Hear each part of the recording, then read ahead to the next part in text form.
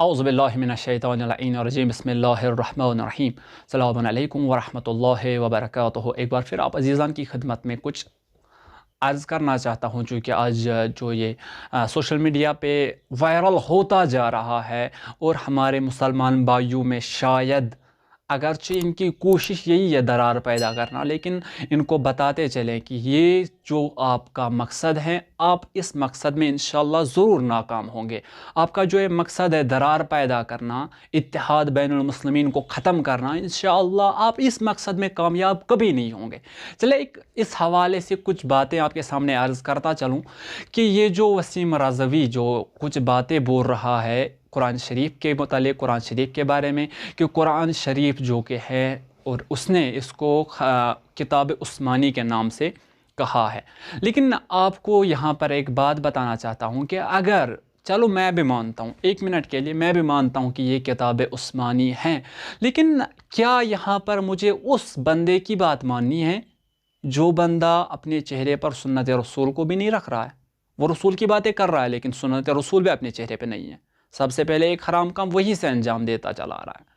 چلے ایک بات، اگر یہ ایک مولوی ہوتا، ایک عالم ہوتا، ایک عالم دین ہوتا تو ہر ایک مانتا، کیونکہ عالم دین تھا تو شاید ہر ایک کے ذہن میں یہ بات ہوتی، لیکن وہ شخص جو ایک حرام کام انجام دے کر ایک علماء پہ انگلی اٹھا رہا ہے، سب سے پہلے یہ بات سوچنی ہے کیا وہ انسان صحیح ہو سکتا ہے؟ ہرگز نہیں ہو سکتا ہے۔ چلے مانتا ہوں شاید ہمارے سنی حضرات بھائیوں میں یہ شک پیدا ہوا ہوگا کہ ہر ایک شیعہ مت یہی سوچتا ہے۔ میں ایک شیعہ کی حیثیت سے، پہلے ایک مسلمان ہوں، اس کے بعد ایک شیعہ کی حیثیت سے یہ بات عرض کر رہا ہوں۔ چلے مانتا ہوں کہ وسیم رضوی کی بات صحیح ہے کہ یہ کتاب عثمانی ہیں، تو ہمارے امام علیہ السلام نے تو اس بارے میں بات نہیں کی، تو ہمارے 11 اماموں نے اس بارے میں کیوں بات نہیں کی؟ یا تو ہمارے 11 امام صحیح ہے، یا تو یہ صحیح ہے، یا تو یہ صحیح ہے، الیعوذ باللہ ہمارے 11 امام غلط ہیں، یا ان کے بعد ہمارے مجتہدین غلط ہیں الیعوذ باللہ، یا ان کے بعد ہمارے علماء دین غلط ہیں۔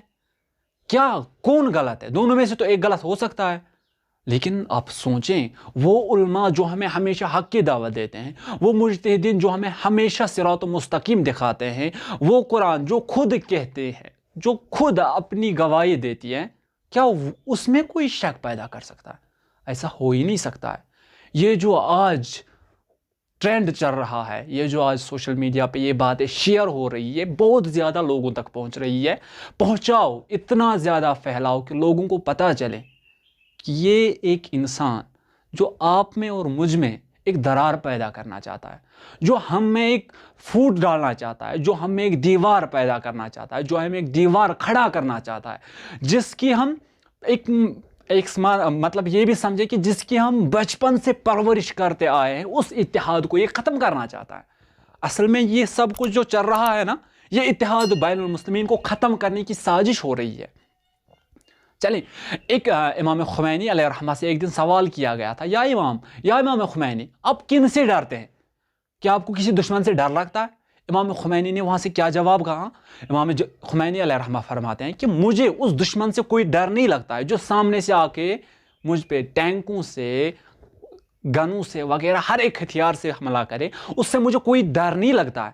تو امام خمینی سے کہا گیا کہ پھر کن سے ڈرتے ہو آپ؟ امام خمینی کا ایک جواب، مشہور جواب، جو آج کی اس بات سے بہت میچ ہوتی ہے، تو امام خمینی نے جواب میں فرمایا کہ مجھے ڈر اس دشمن سے ہے جو میرا لباس پہن کے، میری زبانی بات کر کے میرے اسلام میں پھوٹ ڈالنا چاہتا ہے، ان سے مجھے ڈر لگتا ہے۔ اور یہ انسان جو آج ہمارے درمیان پتہ نہیں کہاں سے آیا ہے، پتہ نہیں کس چیز سے تربیت حاصل کر کے آیا ہے، اور ہمارے درمیان ایک پھوٹ پیدا کرنا چاہتا ہے۔ تو میری گزارش ہے تمام مسلمان بھائیوں سے کہ یہ جو بین المسلمین میں، اتحاد بین المسلمین میں ایک درار پیدا کرنے کی سازش چل رہی ہے، اس کو ناکام کرنے کی کوشش کریں۔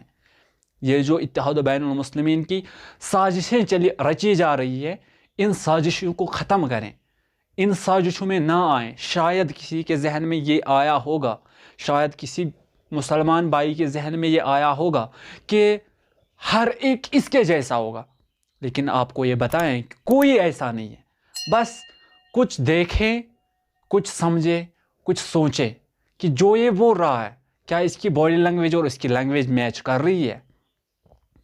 ہمارے اور آپ کے درمیان کتنے علماء بیٹھے ہیں؟